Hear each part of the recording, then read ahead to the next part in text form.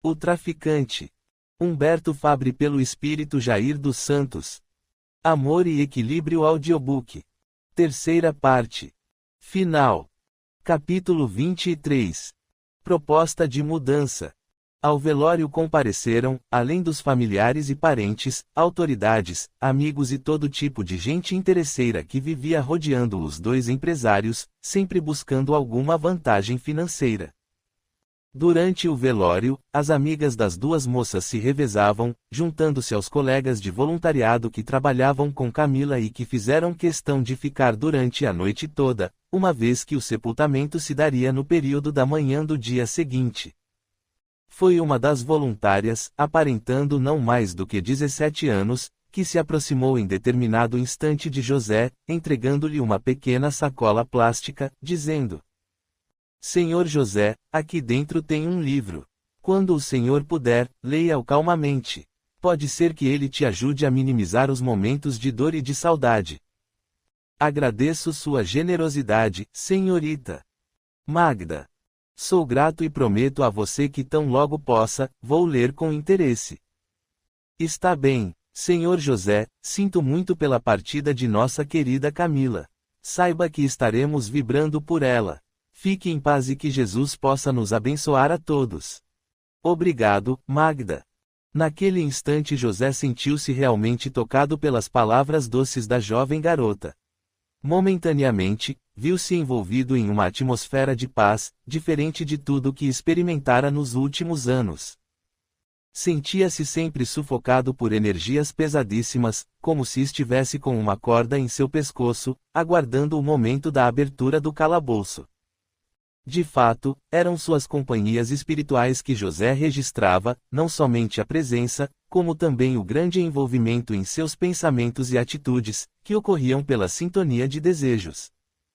Não entendeu muito bem como uma garota, surgida praticamente do nada, além de presenteá-lo naquele instante com um livro, deixara-o em uma atmosfera de paz com algumas palavras simples. Na verdade, seu mentor espiritual não perdera a oportunidade que o momento oferecia, na abertura dos sentimentos mais nobres. Utilizava-se a experimentada entidade do bem do ensinamento registrado em I Pedro, 4:8, onde o iluminado apóstolo ensina: acima de tudo, cultivai, com todo o ardor, o amor mútuo, porque o amor cobre uma multidão de pecados.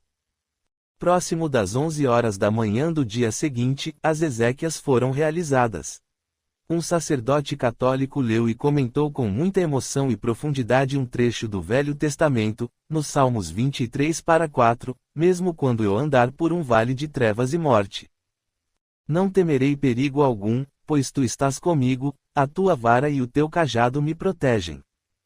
Terminada a cerimônia, José e Moacir se despediram agradecendo a presença de todos. José, dirigindo-se para um dos seus assistentes, disse-lhe: Veja que não falte nada para as famílias de nossos funcionários que faleceram, bem como para Daniel e seus dependentes. O funcionário saiu incumbido de sua missão, enquanto José e Moacir decidiram rumar para suas casas. Ao entrar em seu apartamento, José sentiu todo o vazio do mundo em seu íntimo. A sensação era de estar sem os seus órgãos, principalmente seu coração, como se houvessem sido retirados à força. Portava a sacola que Magda havia lhe dado com o livro. Aproximando-se de uma poltrona, lançou-a com desinteresse. No entanto, ao fazê-lo, o livro que estava dentro foi diretamente ao chão. O rapaz pôde então ver o título, O Evangelho segundo o Espiritismo. Recolheu-o e resolveu sentar e folhear o livro. Talvez encontrasse alguma coisa para amenizar a dor que sentia. Abriu o volume ao acaso e surpreendeu-se com a mensagem intitulada A Piedade, de autoria do Espírito Michel, recebida na cidade de Bordeaux, em 1862, do capítulo 13, que a vossa mão esquerda não saiba o que faz a vossa mão direita. Iniciou a leitura e naquele instante, alterando seu tônus vibratório, abriu mais uma vez a oportunidade de seu mentor agir, sugerindo-lhe que não somente relesse a mensagem, como avançasse nos itens e no capítulo seguinte, intitulado, Honrai vosso pai e vossa mãe. As lágrimas voltaram nos olhos de José, que buscava enxugá-las com a manga de sua camisa, despreocupando-se de tudo naquele instante. Refletia sobre os ensinamentos e meditava sobre o que havia construído até aquele momento. Vivia como um rei, no entanto seu coração era o prisioneiro do calabouço fétido e imundo de seu próprio palácio. Perguntava para si mesmo: para que tinha construído tudo aquilo? A dor que agora sentia da partida de sua amada esposa seria diferente daquela proporcionada pela droga que era comercializada em toneladas. A overdose não tirava pessoas amadas do convívio de seus familiares, amigos, parentes, enfim, da sociedade. Meu Deus, a ganância e o sucesso fácil haviam-no fascinado de tal forma que parecia agora estar despertando de um pesadelo cercado por monstros. Aqueles mesmos, que geralmente apareciam em seus sonhos, ora se deliciando com suas conquistas, outras vezes apontando seus dedos esquálidos e tremulantes em sua direção, acusando-o como responsável da morte de muitas criaturas. Se aquilo era o inferno, com certeza aqueles seres eram os demônios com quem ele já convivia. As lágrimas transformaram-se em soluços profundos de dor e desespero. Naqueles instantes, abatido em seu orgulho e egoísmo, José ajoelhou-se no chão da sala e gritou: Deus, meu Deus, se o Senhor existe, tenha misericórdia desse seu filho infeliz. As entidades que se encontravam próximas assustaram-se com o ocorrido, principalmente quando viram um halo de luz descer do alto, envolvendo o rapaz integralmente. Espíritos elevados se apresentaram à visão daquelas criaturas ignorantes e infelizes, dizendo: é o momento da mudança. Venham conosco aqueles que estão cansados de sofrer. Venham para Jesus, que ele aliviará o coração de cada um que o aceite como Mestre e Senhor. Alguns daqueles obsessores que acompanhavam José caíram de joelhos e clamavam por misericórdia. Pediam que o amor de Jesus arrancasse de seus corações sofridos a dor e o desespero que sentiam, principalmente os que estavam mais escravizados pela dependência química. As entidades mais resistentes se afastaram rapidamente do local, fazendo ameaças. Vocês sabem que nós não deixaremos o nosso menino tão facilmente. Voltaremos em breve e restabeleceremos o nosso comando. Fiquem aí com esses fracotes que, no fundo, são covardes como vocês. Miseráveis e malditos é o que vocês são. Capítulo 24. Recomendação iluminada. Havia-se passado 2 dias em relação aos episódios que abalaram José interiormente, não só o velório, mas também, os desdobramentos de suas reflexões e pedido de socorro a Deus.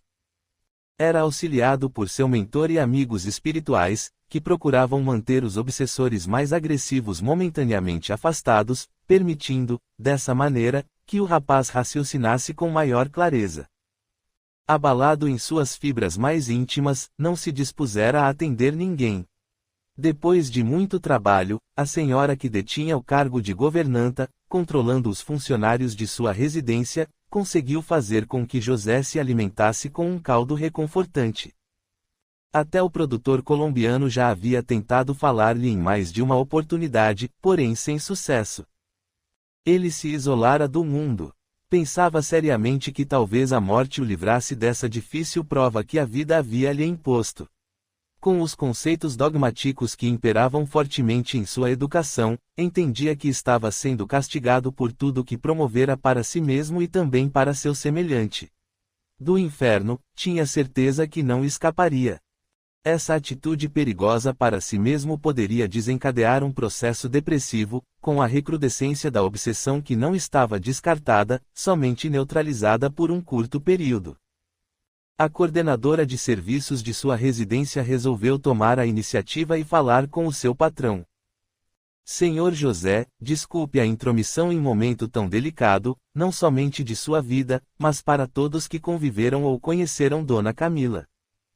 Sei que poderá ser uma tentativa infrutífera de minha parte, mas sempre procuro ler o Evangelho segundo o Espiritismo. Me interesso por isso desde garota. Meu pai era um bandista e não pude deixar de notar que o senhor anda lendo com avidez esse livro. Não quero convertê-lo, mas gostaria de apresentar uma sugestão, posso? Sem dúvida, Dona Gertrudes, fale. Por que o senhor não procura uma casa espírita? Quem sabe eles possam ajudar a enfrentar essa situação, principalmente agora nos primeiros dias da partida de Dona Camila. O senhor me desculpe se eu me intromete. Pode ser, mas a senhora conhece algum centro por aqui? Sim, senhor, exatamente a 2 quadras daqui. É uma casa pequena, mas já me informaram que os trabalhos lá são muito bons, com gente bem preparada e muito séria. O senhor sabe, nesses casos, uma coisa puxa outra.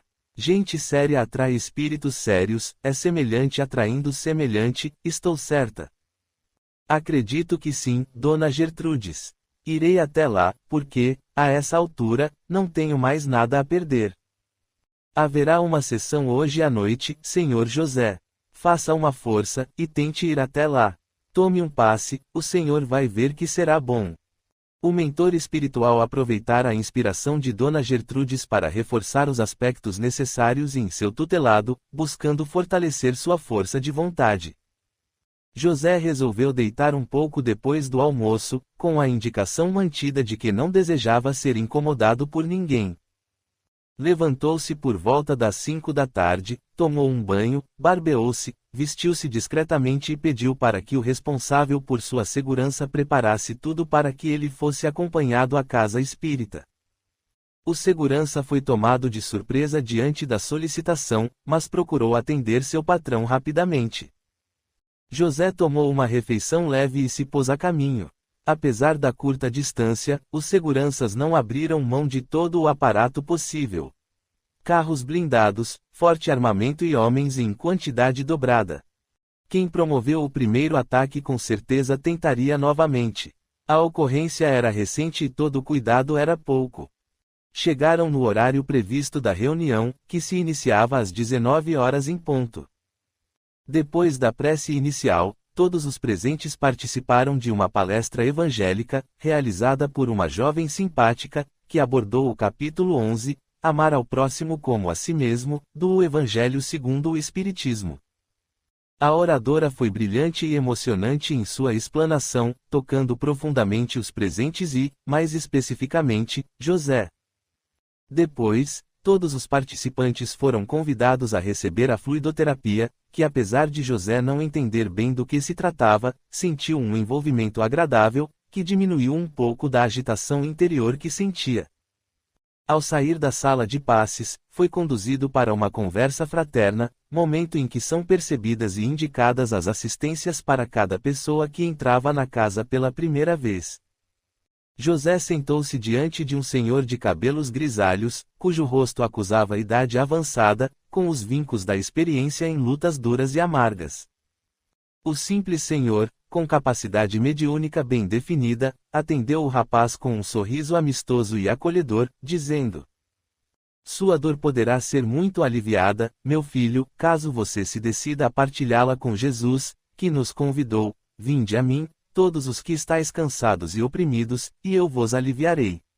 Tomai sobre vós o meu jugo, e aprendei de mim, que sou manso e humilde de coração, e achareis descanso para as vossas almas. Porque o meu jugo é suave, e o meu fardo é leve." Você está preparado para dividi-la? Caso esteja, abra o seu coração e divida comigo aquilo que mais te aflige neste instante. Não sei por onde começar, Senhor. Meu nome é Geraldo, meu filho. No entanto, não se preocupe em me contar uma longa história. Somente fale um pouco para desabafar e aliviar o seu coração. Sua amada partiu muito recentemente, não foi? José olhou-o entre estupefato e desconfiado, resolveu perguntar em seguida: "Como o senhor sabe disso?" "Não se assuste. O seu mentor, que te ama como um filho querido, acaba de me informar. Sou um simples médium, mas desculpe, ainda não sei o seu nome. Chamo-me José, senhor Geraldo." "Muito bem, José. Fale-me um pouco dela, de seus sentimentos, da sua dor." À medida que o jovem ia conversando, e contando alguns detalhes de sua vida ao nobre trabalhador voluntário tão simples, mas ao mesmo tempo tão seguro de suas convicções, José sentia-se melhor e mais confiante. Ao final do relato, recebeu a indicação de uma assistência espiritual específica para pessoas cujos parentes haviam partido e, ao mesmo tempo, a participação em uma atividade que muito ajudaria na desobsessão. Seu Geraldo disse-lhe em tom muito amigável: José, meu amigo, nada tema, porque o Senhor ama a todos os seus filhos e filhas igualmente e, como nos ensinou Jesus, em Lucas 15:4-7, qual de vocês que, possuindo 100 ovelhas, e perdendo uma, não deixa as 99 no campo e vai atrás da ovelha perdida, até encontrá-la? E quando a encontra, coloca-a alegremente sobre os ombros e vai para casa. Ao chegar, reúne seus amigos e vizinhos e diz: Alegrem-se comigo, pois encontrei minha ovelha perdida. Eu lhes digo que, da mesma forma, haverá mais alegria no céu por um pecador que se arrepende do que por 99 justos que não precisam arrepender-se. Vamos iniciar uma assistência para você amanhã mesmo. Seria importante a sua participação. Acredita que seja possível? Não sei, vou tentar, mas não tenho muita certeza. Em todo caso, pelo bem que o Senhor me fez, o meu muito obrigado. Não me agradeça, José, agradeça a Jesus. Sou somente um dos seus trabalhadores. Ele é o responsável por todo o bem que possamos receber. Lembre-se, mantenha sempre o pensamento no bem, para que eles possam se materializar em atitudes. Não desista nunca. Agora, vá em paz e que Deus nos abençoe a todos, hoje e sempre. Obrigado novamente. Capítulo 25. Mentes criminosas. José retornou ao seu apartamento e foi diretamente para sua suíte, consumir sua dose diária de cocaína. Ao abrir o envelope, derrubou o conteúdo no chão e teve a nítida impressão de ouvir alguém recomendando: Liberta-te o mais urgente desta dependência que corrói não somente seu corpo, mas também tua alma. Veja toda a infelicidade que a utilização da droga causou a ti e aos teus semelhantes. Procura socorro imediato em uma organização voltada para dependentes químicos. Faça isso para não aumentar tua responsabilidade no uso de teu livre-arbítrio de maneira incorreta. O jovem levou um susto, porque teve a impressão exata de ouvir alguém dentro de sua suíte. Imediatamente associou a situação com a ausência da droga em seu organismo ou, quem sabe, talvez, fosse a mesma substância afetando de tal maneira seu cérebro, a ponto de levá-lo a desenvolver algum tipo de esquizofrenia. Naquele instante, em seu íntimo, uma sensação de terror se instalou, levando-o a suspender o consumo. A ocorrência tinha a interferência direta de seu mentor espiritual, que procurava manter a chama viva da proposta de modificação que José iniciara.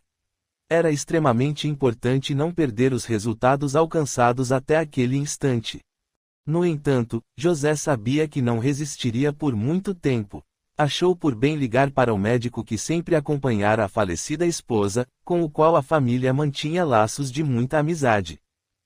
Conseguiu ser atendido àquela hora da noite pelo bom profissional, dada a urgência do momento. O médico chegou rápido e José decidiu narrar-lhe sua condição de dependente, não sabendo ao certo por quanto tempo poderia manter a serenidade sem o uso da substância. Decidiram sair dali diretamente para uma clínica de um amigo de longo tempo do profissional. Durante o percurso, o médico informou seu paciente sobre o fato de a clínica ser espírita e fazer o tratamento incluindo também a assistência espiritual. José não colocou nenhum empecilho e, ao chegar, depois de explanadar a situação ao dirigente da instituição, o acolhimento foi imediato. Ele ficaria internado e começaria seu processo de desintoxicação prontamente. O jovem solicitou ao dirigente que sua secretária e seus assistentes o visitassem logo pela manhã, pois daria instruções para que tudo seguisse o seu rumo normal em seus negócios, sem que essa atitude pudesse levantar qualquer desconfiança ou ideia de fraqueza, dada a sua internação. Na manhã seguinte, as ligações foram feitas e cerca de 1 hora depois, todos compareceram, acompanhados de Moacir. Foi este que entrou primeiro em sala reservada na clínica, para que pudessem conversar sobre os próximos passos. Bom dia, meu amigo, como você está? Dentro do possível, Moacir, estou bem. Você pode me dizer o porquê dessa decisão assim tão de repente? Simples. Já não suporto mais essa dependência, que me consome dia após dia, me tirando a clareza de raciocínio. Vai chegar uma hora que os nossos negócios serão prejudicados, porque cada dia consumo mais cocaína. Estou sentindo que se não der um tempo, vou acabar na loucura. Está bem, mas você está deixando todo mundo aflito. Até o nosso fornecedor me telefonou demonstrando preocupações a seu respeito. Pois diga-lhe que ficarei bem e voltarei para a ativa em pouco tempo.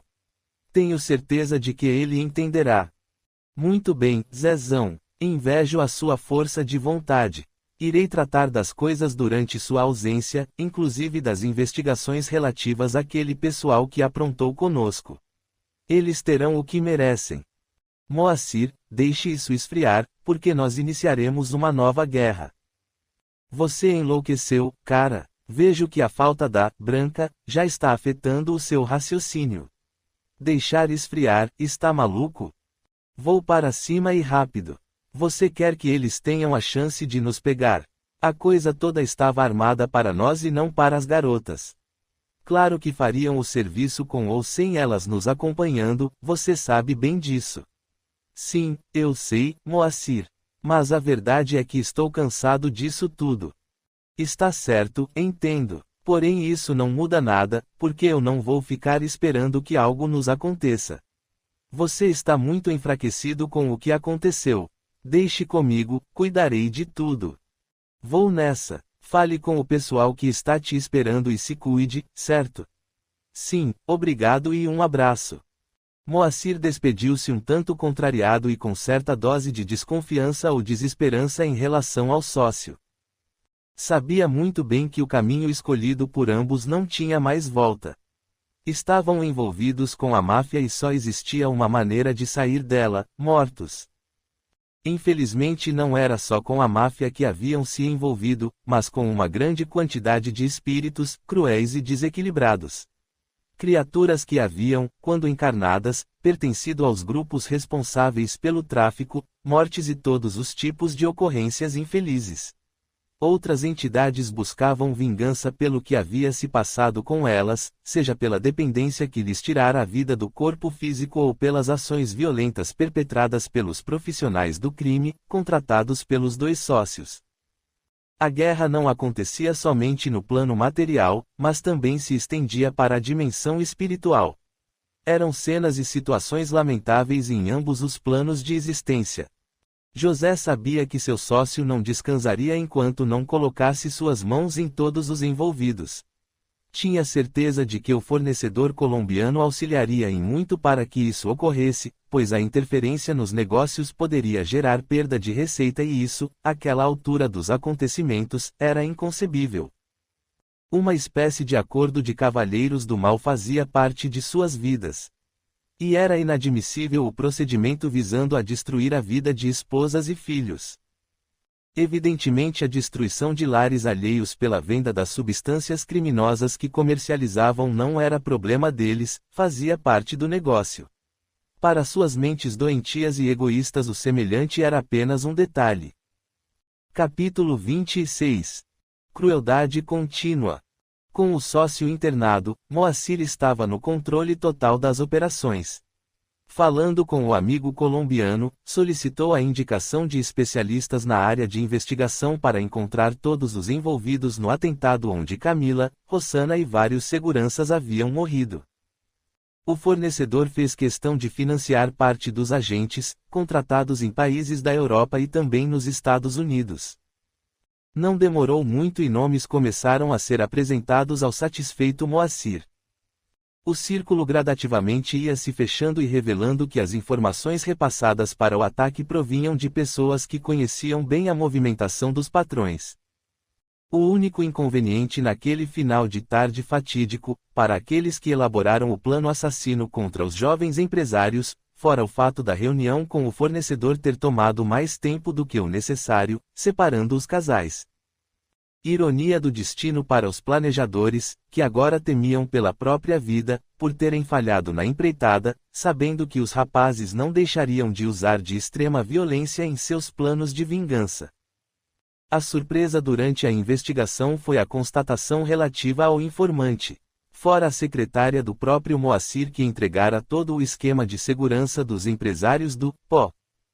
Um dos primeiros profissionais do crime que participara do atentado, ao ser apanhado, negociou a preservação da própria vida, em troca da denúncia do mandante e daqueles que engendraram e participaram do evento. O mandante era um dos chefes de tráfico de um dos bairros da capital, que se insubordinara contra o comando dos dois moleques, segundo ele próprio classificava José e Moacir. Desmantelando o comando, aumentaria seus lucros certamente, porque em sua ganância acreditava que a divisão estava indo além da conta. A operação de caça começou tão logo o último nome surgiu à mesa de Moacir. Era urgente eliminar este tipo de concorrência desleal sob o ponto de vista daqueles que se envolviam na trama criminosa. Os assassinatos geralmente montados como acidentes, assaltos ou situações semelhantes, foram planejados e executados com uma rapidez vertiginosa e em poucos dias. Aqueles que participavam dos negócios do tráfico sabiam que tudo era fictício. Tinham pleno conhecimento de que a operação limpeza havia começado. Afinal, pensava a mente criminosa de Moacir, todos eles não passavam de desleais concorrentes, que pagariam com a vida a traição impetrada. Por último, foi trazida à presença de Moacir sua secretária. Sabendo do andamento da investigação, a moça tentou a fuga. No entanto, foi apanhada poucos dias antes de sua tentativa de sair do país com a sua família, marido e 2 crianças. Fizeram parecer uma espécie de sequestro, deixando seu marido completamente atônito. Pedir ajuda de quem naquele momento? Muita gente de peso poderia estar envolvida com os poderosos empresários e, se ele, sua esposa e seus filhos conseguissem escapar com vida, já seria uma bênção. A pobre moça havia comentado que prestara informações para uma revista que fazia fotos e matérias de pessoas importantes da sociedade. Havia recebido generosa oferta para facilitar determinadas fotografias de seus patrões, em momentos de lazer e situações comuns da vida. A secretária de Moacir acreditava piamente trabalhar em uma empresa séria e, tendo pouca habilidade em lidar com momentos de tanto estresse da vida que levava, ceder ao alvitre dos repórteres insistentes. Estava sob muita pressão, não somente de trabalho, como também de problemas pessoais. Seu casamento não ia bem. Seus pais tinham saúde debilitada, que acabara por corroer parte das finanças de sua casa, com medicamentos e cuidadores, comprometendo as necessidades do próprio lar. Havia solicitado mais de uma vez aumento de salário para seu chefe, que sempre se esquivava, dizendo que analisaria o pedido, sem nunca dar uma resposta final.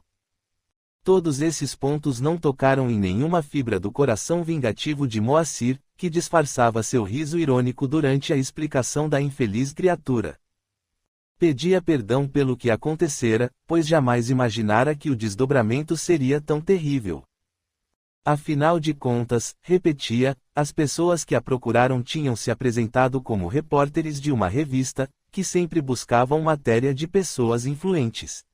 Seriam apenas poucas fotos, que garantiriam um bom dinheiro para ela, bastando que indicasse alguns movimentos e percursos de seus patrões, de Camila e Rossana. O que de mal poderia haver? Sequer pensara em uma situação dessa natureza. Afinal, eles eram empresários jovens e bem-sucedidos. Acreditara nos repórteres, e que eles apenas queriam mostrar o valor que os seus chefes tinham para a sociedade. Mais tarde, quando a matéria fosse publicada, ela iria se sentir orgulhosa de estar trabalhando com quem fora homenageado. A inocência da jovem funcionária era uma desculpa absurda e esfarrapada para Moacir, que em momento algum acreditou em uma só palavra. Com sua fala mansa e fria como um bloco de gelo, disse para a moça que se esvaía em lágrimas: "Está tudo bem, agora. Retorne ao seu lar e tire umas férias. Não se preocupe com mais nada. Entendo que isso não passou de um acidente desagradável para todos nós. Não é necessário chorar mais por conta da situação. Tranquilize-se porque eu tomarei conta de tudo. Perdão, doutor, por misericórdia, me perdoe." "Sim, sim. Esqueça isso. Como já disse, vamos acertar todos os detalhes. Fernando, meu motorista, vai levá-la para casa. Na mesma noite, um incêndio de grandes proporções consumiu a residência da jovem, tirando a vida de forma trágica, cruel e criminosa de todos os moradores. Ninguém fora poupado. Capítulo 27. Nunca desista de Jesus. Para José as informações repassadas eram mínimas. Moacir, seu contato com o mundo exterior, somente abordava os assuntos corriqueiros, sem entrar em detalhes pormenorizados. Era importante que o sócio deixasse a clínica no menor prazo possível, evitando sobrecarregá-lo com preocupações do trabalho. Quando questionado pelo sócio, a respeito das providências sobre as investigações do atentado, informou que havia pensado e acreditava que José tinha razão. Iria administrar as coisas da maneira mais sutil possível, procurando evitar o confronto. José, que se encontrava ainda debilitado, não buscou saber mais sobre o assunto. No entanto, Moacir mantinha severa vigilância na clínica, com pessoal especializado, para que seu sócio e parceiro não se tornasse vítima de um atentado. Enquanto isso, José recebia assistência espiritual em conjunto com o acompanhamento médico adequado, e seu envolvimento no comércio das drogas começava a ser cada vez mais questionado por ele próprio. Sua consciência despertava gradativamente para a realidade da vida. O jovem e seus obsessores, acompanhados e auxiliados pela equipe espiritual, começavam a enxergar novas perspectivas, um novo direcionamento, exaustos que estavam da miséria moral em que se encontravam. As entidades mais rebeladas que não aceitavam as orientações recebidas nas reuniões de desobsessão, se afastavam maldizendo tudo e todos. A paz aos poucos começara a se instalar em José, de uma maneira jamais sentida. Passara a estudar sistematicamente os livros básicos da doutrina espírita, e entendia com os ensinamentos dos nobres espíritos que não bastava simplesmente o arrependimento, mas acima de tudo a correção da falta. Sem dúvida, o arrependimento era o fator inicial, mas para tranquilizar a consciência plenamente ou pelo menos em parte, era preciso agir.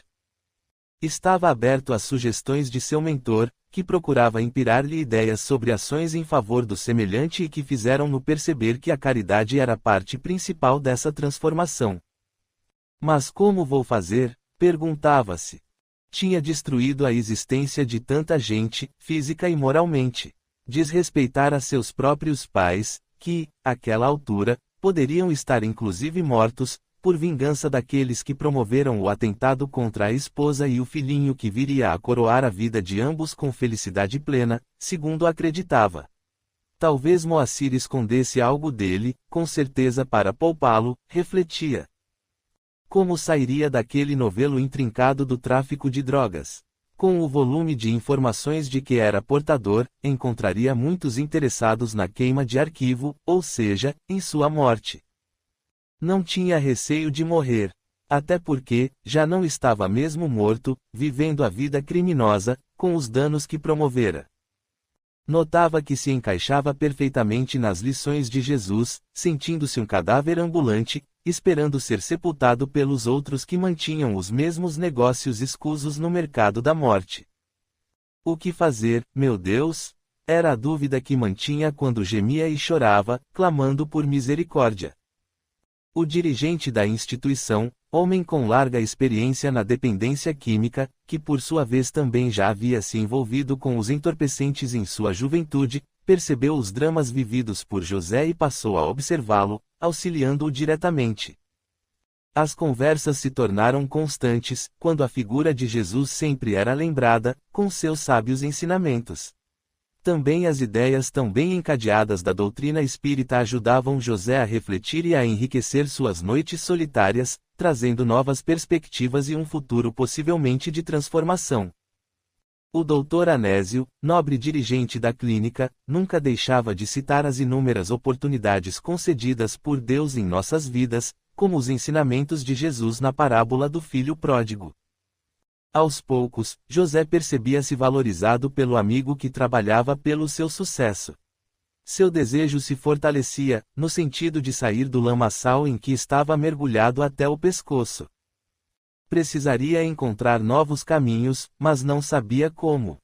Foi o Dr. Anésio que numa noite fresca de primavera falou com simplicidade a respeito.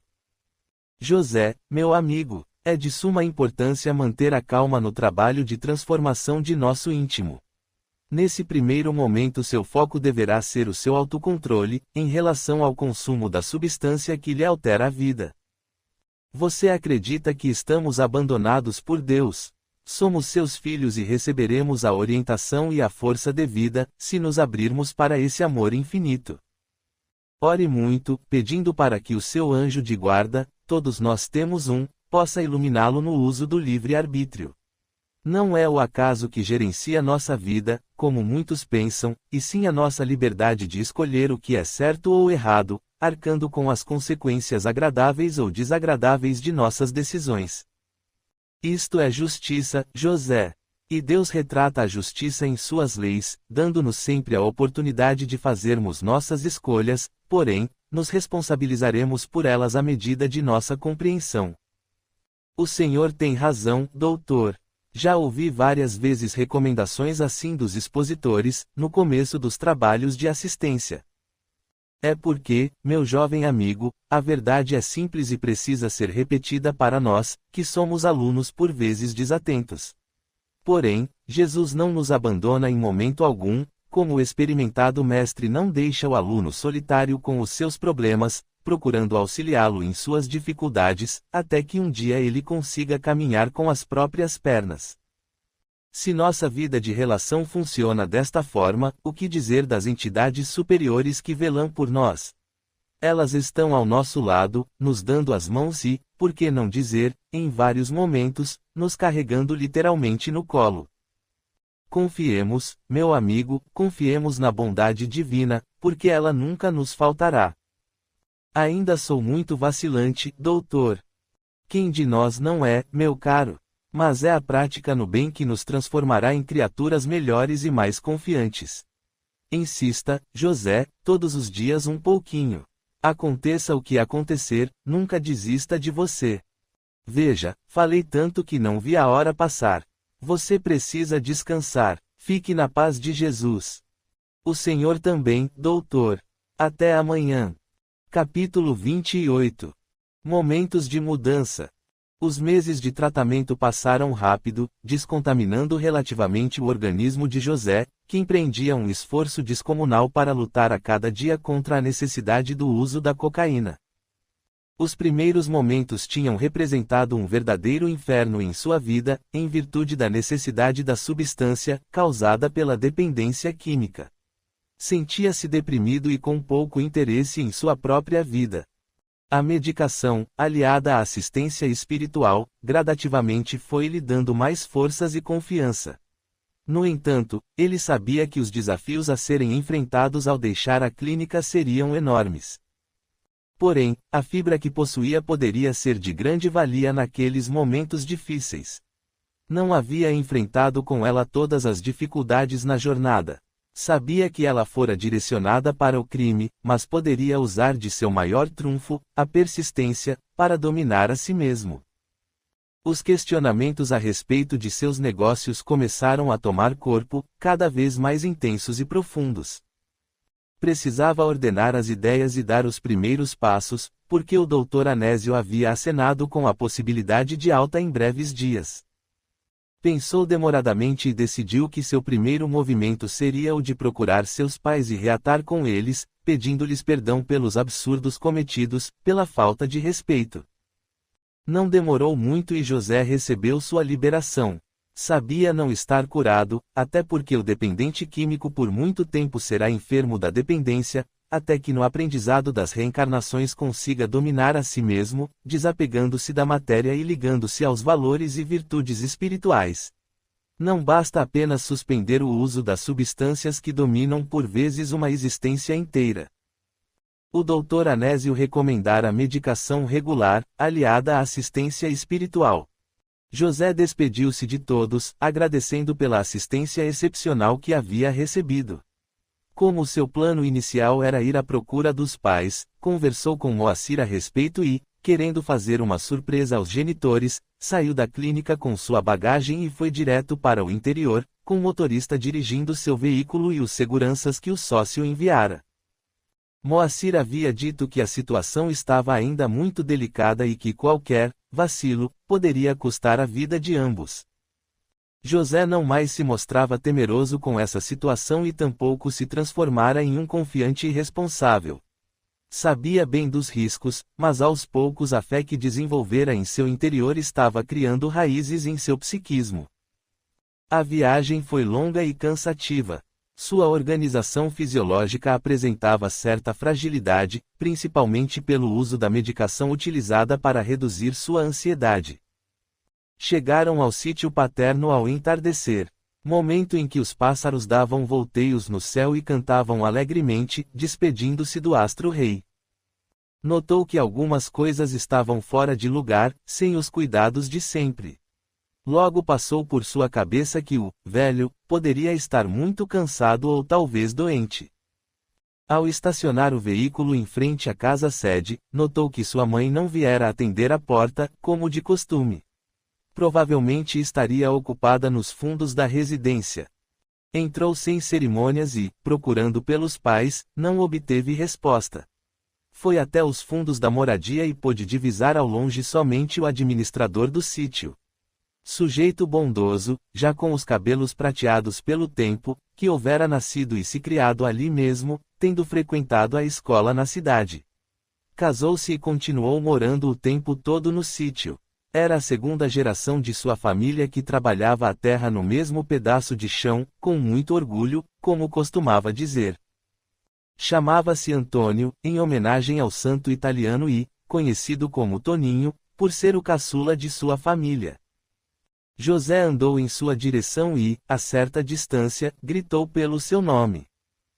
Toninho voltou-se para trás e ficou boquiaberto com o visitante, reconhecendo-o de longe. Veio ligeiro em direção ao jovem, dizendo: Senhor José, que bons ventos o trazem! Quanto tempo não nos vemos, que saudade!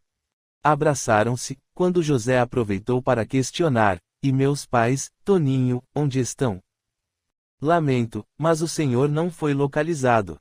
Nós tentamos dar a notícia. Que notícia? O que aconteceu? Logo depois que o senhor partiu pela última vez, o patrão caiu em profunda tristeza e foi acometido de um infarto, que lhe roubou a vida. A senhora sua mãe não resistiu muito tempo e foi aos poucos enfraquecendo e um dia nós a encontramos sentada na cadeira de balanço com o corpo totalmente frio. Parece que morreu de desgosto. Por que vocês não me avisaram, Toninho? O patrão e depois a patroa nunca permitiram que incomodássemos o senhor. Disse um dia para minha esposa que a morte de seu pai poderia ser motivo de sua tristeza e ela não queria que isso lhe pesasse, porque o senhor não tinha culpa de nada e poderia acreditar ter promovido tudo isso. Conforme José ouvia as palavras ditas com simplicidade pelo fiel administrador, pesadas lágrimas corriam pelas suas faces. Não eram somente lágrimas de dor que sentia naqueles instantes, mas de profunda ingratidão de sua parte. Como houvera mudado em relação àqueles corações amados. O dinheiro, glamour e a fascinação do poder tinham minado seu bom senso, o respeito a si próprio, incluindo seus semelhantes. Sentindo-se extremamente abatido, suas pernas enfraqueceram. E subitamente José foi ao chão. Toninho procurou socorrê-lo, levando o herdeiro para seu antigo quarto, acomodando-o confortavelmente em sua cama.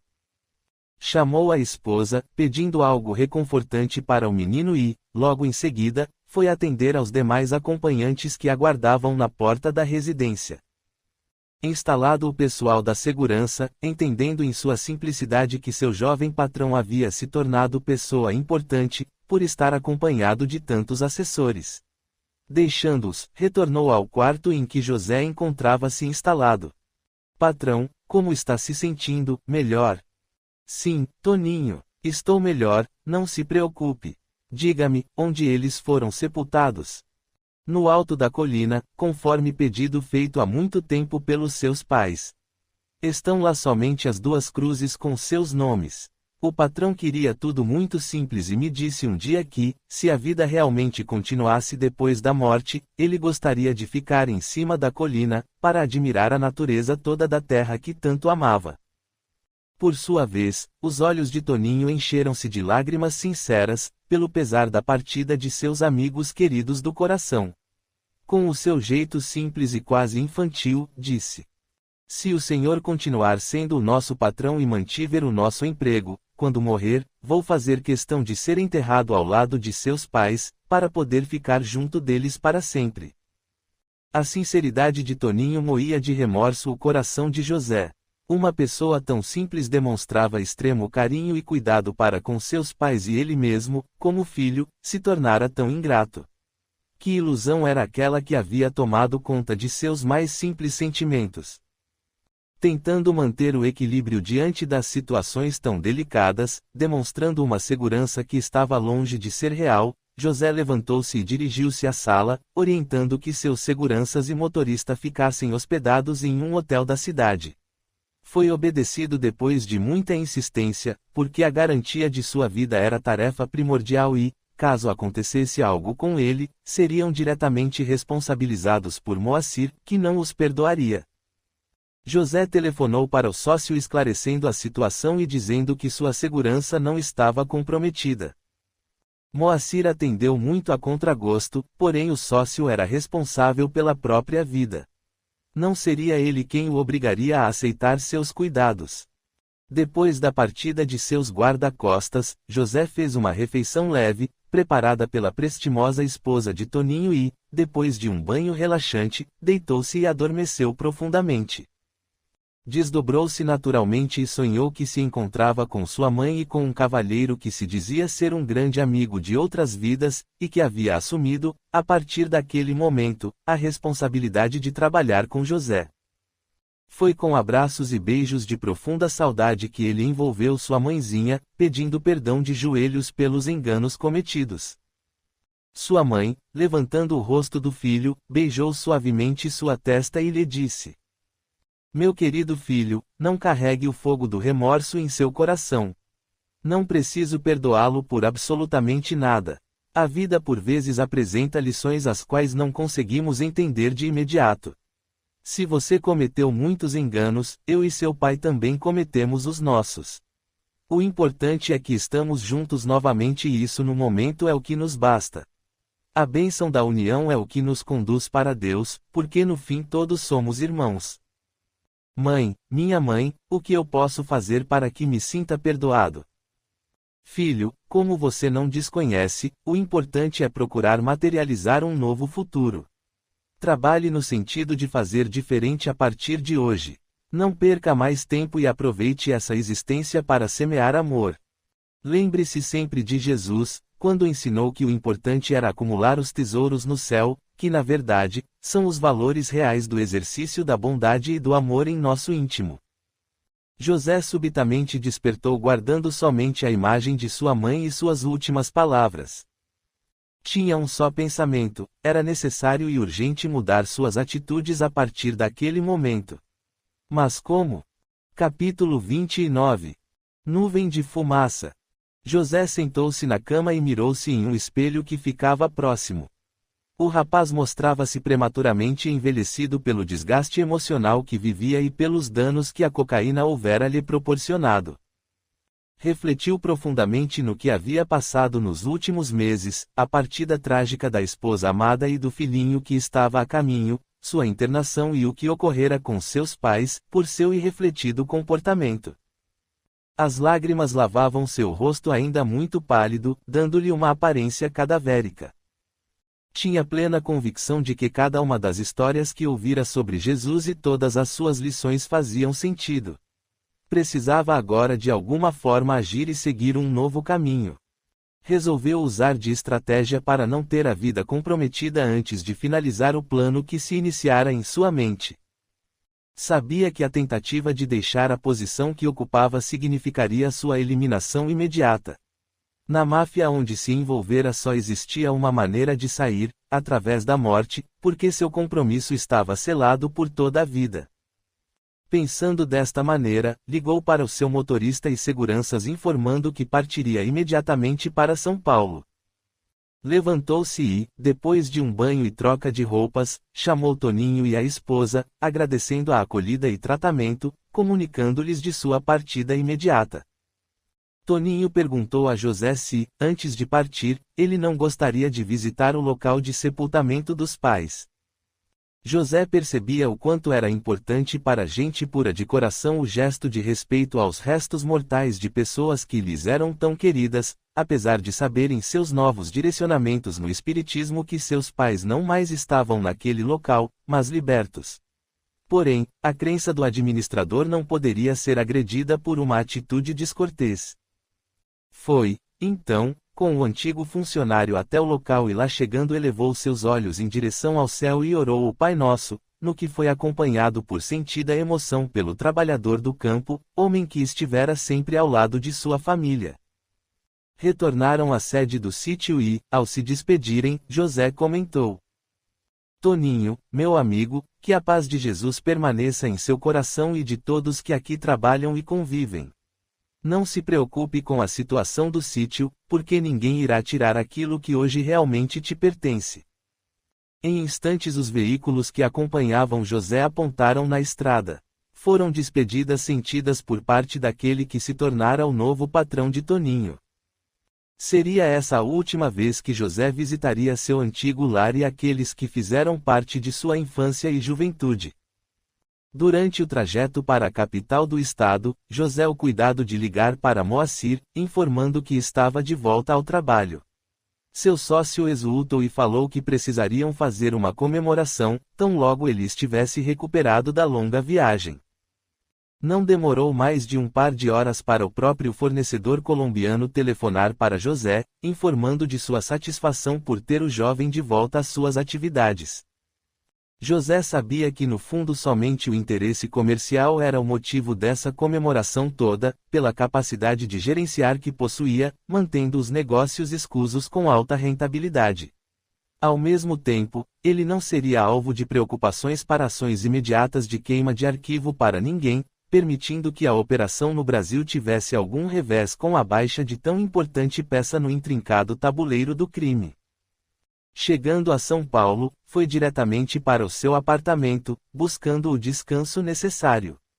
Tinha tempo para inteirar-se dos acontecimentos, que sem dúvida, deveriam ser os mais desagradáveis, frente aos novos valores que esposara. Realmente o que ele pressentira tornou-se realidade. Na manhã seguinte, após longa reunião, Moacir informou-lhe que tomara todas as medidas necessárias em relação ao episódio onde as jovens e alguns de seus funcionários haviam perecido. Mandantes e executores haviam sido todos devidamente eliminados, incluindo vários de seus familiares, para que o episódio servisse de exemplo para aqueles que ousassem pensar em algo semelhante. Era a coroação da crueldade, onde a ignorância sobressaltava selvagemente. Mais um infeliz acontecimento a levar pessoas pelo caminho do engano, a desarmonizar-se com a lei do amor, com a lei divina, que tudo rege. Mais ajustes, expiações e possíveis provas no porvir. José sabia há muito tempo que o resultado na verdade seria outro, porque ele mesmo já ordenara esse tipo de retaliação, quando do domínio de territórios que interessavam para a dupla. Agora, portanto, verificava o quanto estava errado e sua saída deveria ser a mais rápida possível, tendo que utilizar de sutileza e inteligência em seus próximos movimentos. Deixou passar cerca de uma semana, envolvendo-se nos negócios muito gradativamente, alegando ao sócio que ainda estava em fase de recuperação. A recepção que Moacir queria programar deveria esperar um pouco mais.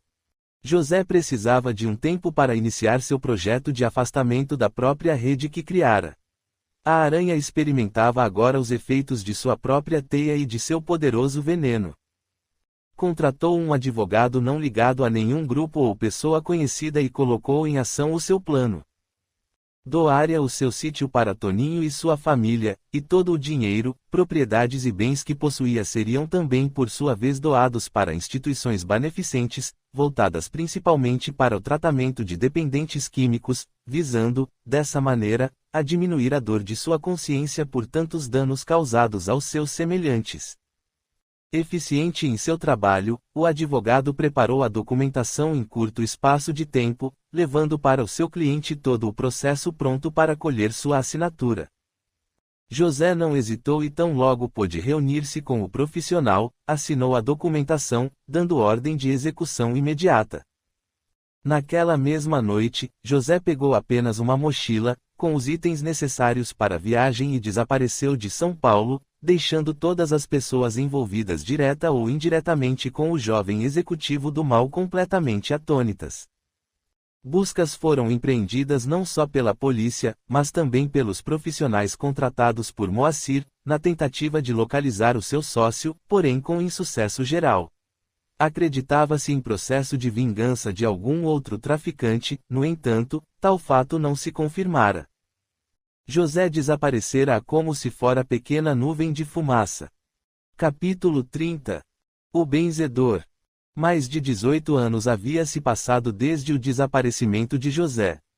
Muita coisa mudara, depois de sua saída da sociedade criminosa que mantinha com Moacir.